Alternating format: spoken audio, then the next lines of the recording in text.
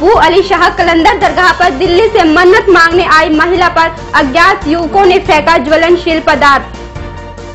Asaram case के अहम गवाह महेंद्र चावला ने सनोली सरपंच के लगाए जाने वाले आरोपों के खिलाफ कार्यवाही के लिए डीसी को सौंपा ज्ञापन। बीती रात अज्ञात चोरों ने सनोली खुर्द गांव स्थित केंद्रीय सहकारी समिति कार्यालय में की चोरी। परिवहन मंत्री कृष्णलाल पवार ने 3 जून को होने वाले प्रदर्शन को टालने के लिए संयुक्त संघर्ष समिति के प्रदेश स्तरीय प्रतिनिधि मंडल से की मीटिंग। जन आवास सोसाइटी के सदस्यों ने एंजल प्राइम मॉल में बने अवैध बैंकेट हॉल को लेकर उपायुक्त को सौंपा ज्ञापन।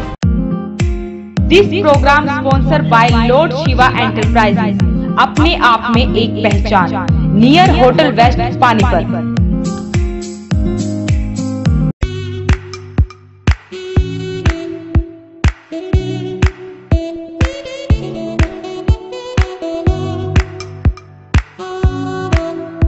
नमस्कार, स्वागत है आप सभी का वॉइस ऑफ पानीपत पे।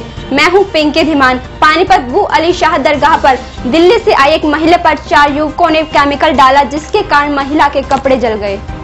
औद्योगिक नगरी पानीपत में कलंदर पीर पर कवाली चल रही थी। वहीं दिल्ली से आई सोनिया अपने पति के साथ बरामदे में खड़े कवाली सुन रही थी। इसी दौरान 4 युवक हाथ में कांच की बोतल लेकर आए और सोनिया पर केमिकल फेंक दिया। केमिकल अटैक के बाद हमलावर भागने में सफल हो गए। हालांकि हमले में महिला बाल बाल बच गई। एसिड अटैक में महिला के बाजू जल गए। गनीमत यह रही कि महिला ने एसिड अटैक से बचाव कर लिया। सूचना मिलते पुलिस पहुंची, लेकिन प्राथमिक उपचार लेने के बाद महिला ने बताया कि वो हमला करने वाले किसी भी युवक को नहीं जानती।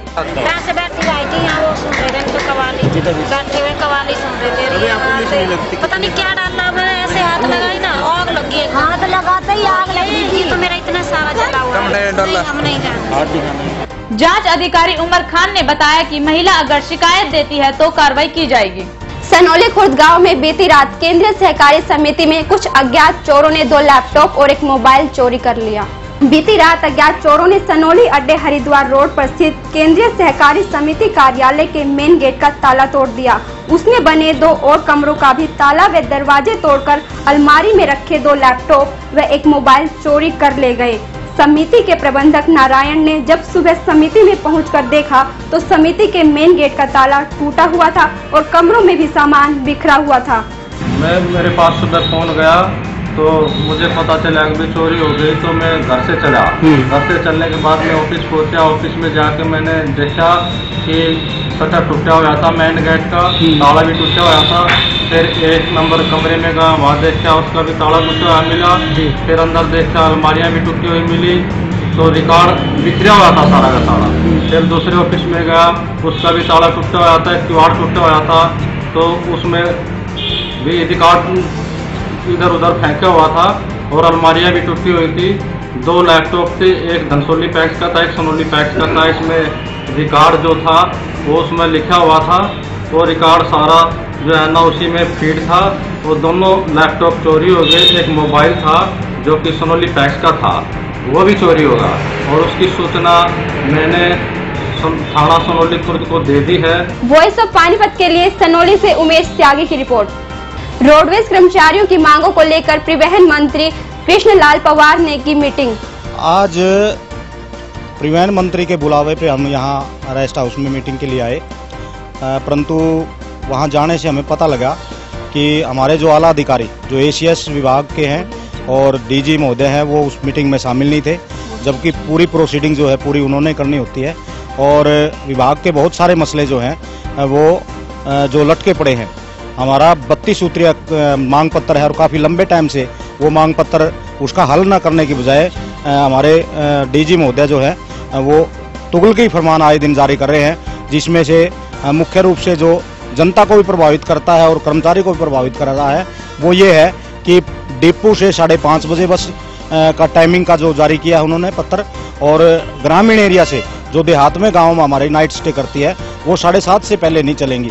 हम ये कह रहे हैं कि ये जो इस तरह के फरमान है वो ना विभाग हित में है ना जनता के हित में है, क्योंकि सुबह सुबह हमारे बहुत सारे स्कूल के कॉलेजेस के जो टाइमिंग है वो 7:30 और 8 के बीच में लगभग होती है। इसलिए यदि 7:30 बजे वो ग्रामीण एरिया से, वहाँ से गांव से बस चलेगी तो मुख्यालय तक पहुँचते पहुँचते वो 10 बजे तक पहुँचेगी। हम ये कहते हैं कोई जिसका भी कोई कर्मचारी, कोई अधिकारी, कोई छात्र, मजदूर, जो भी जनता का हिस्सा है वो टाइम से मतलब अपने काम नहीं कर पाएगा कि इस तरह के जो फरमान है ये बिल्कुल हम बर्दाश्त नहीं करेंगे।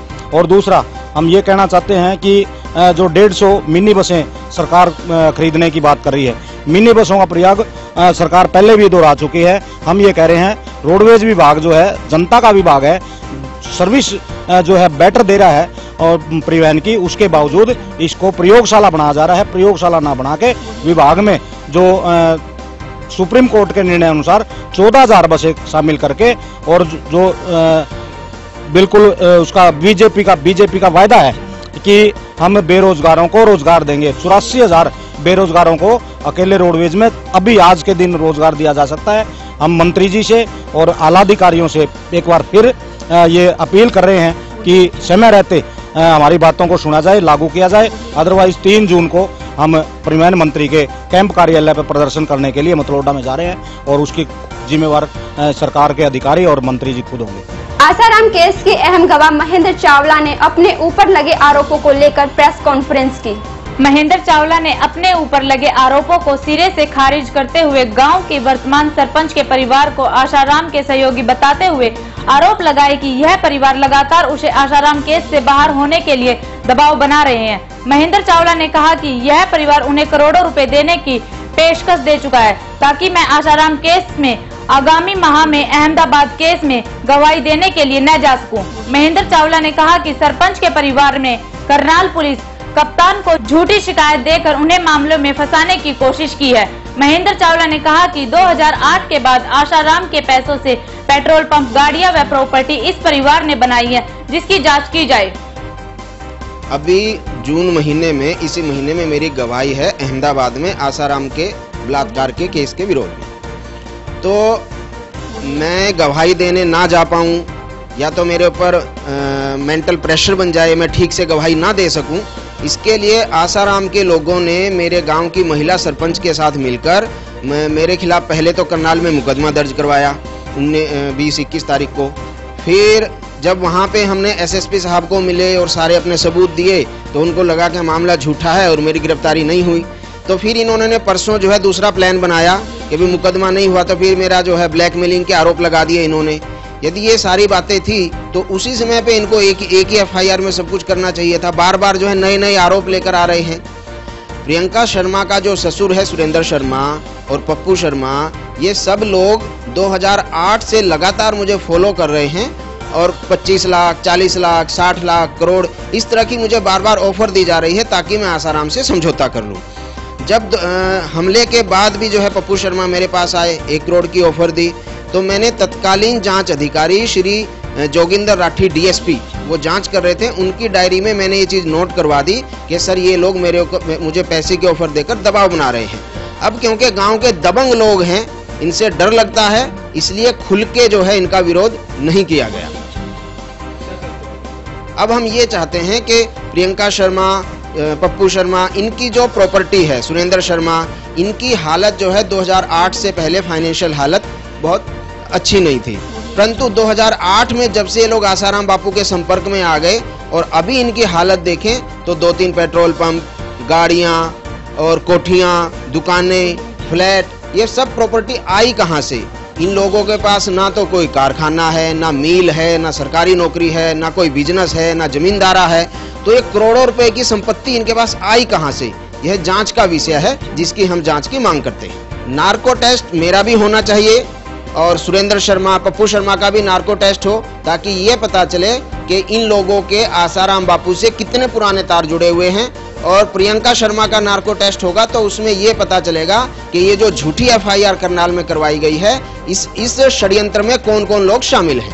आसाराम रेप केस के अहम गवाह महेंद्र चावला के समर्थन में जन आवाज सोसाइटी के प्रदेश अध्यक्ष व देश के जाने माने आरटीआई कार्यकर्ता पीपी कपूर ने समर्थन किया और कहा कि आसाराम के विरुद्ध प्रमुख गवाह महेंद्र चावला के दमन उत्पीड़न के विरुद्ध जन अभियान सोसाइटी मंच में आज उपायुक्त के माध्यम से मुख्यमंत्री का ज्ञापन भिजवाकर महेंद्र चावला को न्याय न मिलने पर आंदोलन की चेतावनी दी। आज जन अभियान मंच की तरफ से हम लोग यहाँ माननीय मुख्यमंत्री को ज्ञापन देंगे डीसी साहब के माध्यम से।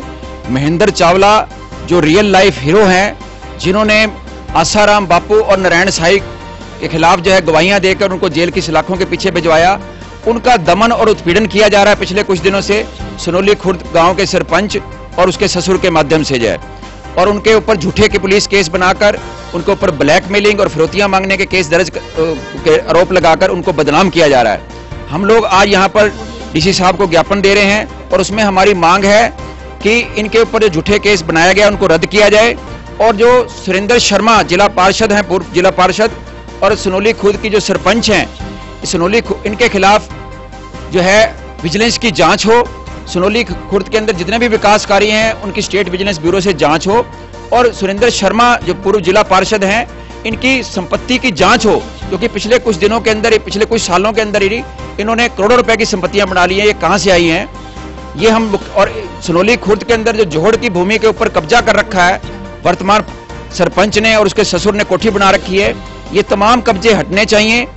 और इनके सुरेंद्र शर्मा जो जिला पार्षद हैं, मौजूदा सरपंच के ससुर हैं, और इनके जो भाई हैं पप्पू शर्मा, इनके नार्को टेस्ट हों, क्योंकि ये महेंद्र चावला को पहले ऑफर करते रहे करोड़ों रुपए की ताकि गवाही ना दे वहां पर, ताकि इनके आसाराम बापू से संबंधों का जो है सामने आ सके। हम इन तमाम मांगों को लेकर यहाँ डीसी साहब को माननीय मुख्यमंत्री के नाम ज्ञापन देंगे।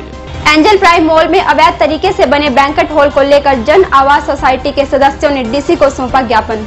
जन आवास सोसाइटी के प्रधान जोगिंदर स्वामी ने कहा कि वह लगातार 2 साल से एंजल प्राइम मॉल के अवैध तरीके से बने बैंक्वेट हॉल और दुकानों को लेकर जन आवास सोसाइटी के सदस्य संघर्ष कर रहे हैं।